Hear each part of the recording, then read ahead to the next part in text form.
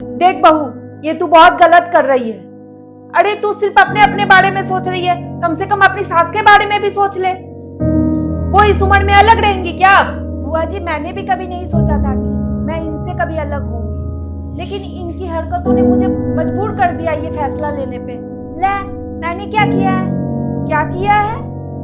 ऐसा क्या कर दिया इन्होंने जो तुम्हें एकदम से अलग होने का फैसला ले ली?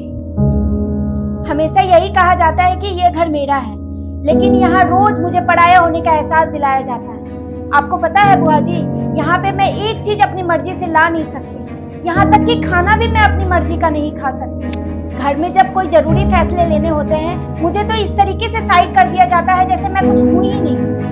अगर इनके बेटे मुझसे 2 पल प्यार की भरी बातें कर ले तो इनके तन बदन में सबसे पहले आग लगने लग जाती है। अगर हमें कहीं बाहर जाना होता है ना, तो इनको बाहर जाने का काम पड़ जाता है।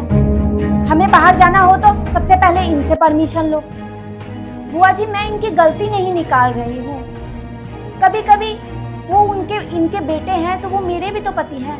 हम दोनों के झगड़ों के बीच में वो फंस जाते हैं, मुझे पता है। लेकिन बुआ जी, इनको भी तो समझना चाहिए ना।